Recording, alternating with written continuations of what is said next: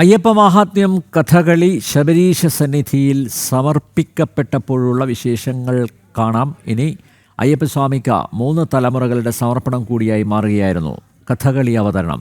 മണ്ണൂർക്കാവ് കഥകളി കേന്ദ്രത്തിൻ്റെ ആഭിമുഖ്യത്തിലാണ് സന്നിധാനത്ത് കഥകളി അരങ്ങേറിയത്. 61 വയസ്സുള്ള കലാകാരൻ മുതൽ 7 വയസ്സുകാരൻ വരെ സന്നിധാനത്തെ അരങ്ങിൽ ഒന്നിച്ച കലാസമർപ്പണത്തിൻ്റെ വിശേഷങ്ങളിലേക്ക്.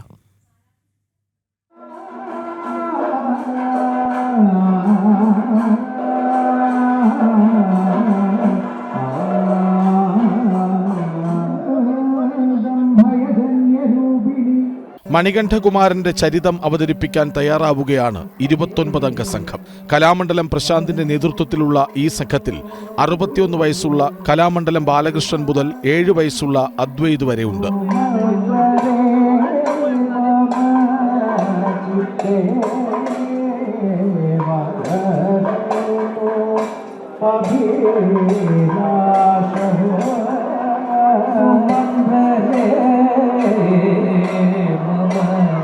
മഹിഷിയെ വധിക്കുന്നതാണ് ഇതിനകത്ത് ഏറ്റവും പ്രധാനപ്പെട്ട ഒരു സംഭവം എന്ന് പറയുന്നത്.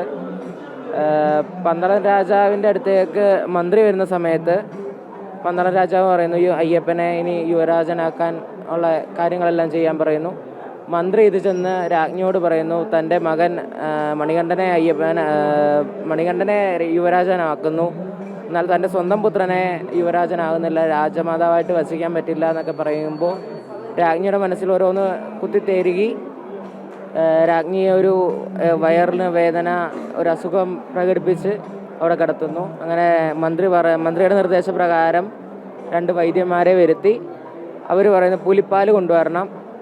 അങ്ങനെ പുലിപ്പാൽ കൊണ്ടുവന്നാലേ രാജ്ഞിയുടെ വയറുവേദന മാറും. അങ്ങനെ അയ്യപ്പൻ വന്ന് പുലിപ്പാലിന് പോകുന്ന സമയത്ത് കാട്ടിൽ പോകുന്ന സമയത്താണ് ഈ മഹിഷിയെ വധിക്കുന്നത്. ഇനി വേഷങ്ങൾ വേദിയിലേക്ക്. തിരശ്ശീല താഴ്ത്തി ആട്ടം തുടങ്ങി.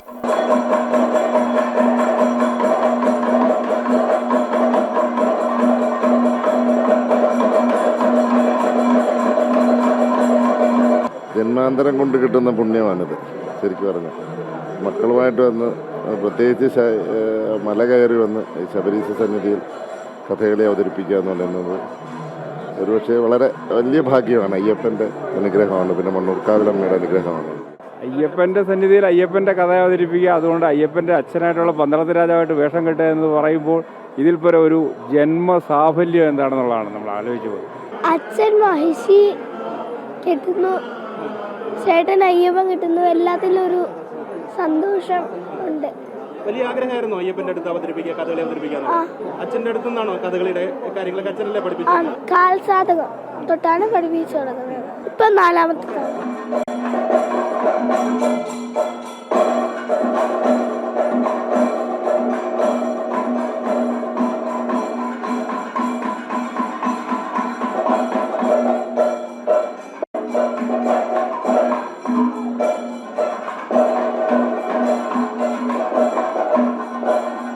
ധർമ്മശാസ്താവിനായി ഭഗവാൻ ശബരിമലയിൽ കുടികൊള്ളുന്ന നിമിഷമെത്തിയപ്പോൾ കണ്ടുനിന്നവർ ശരണം വിളികളോടെ കൈകൂപ്പി.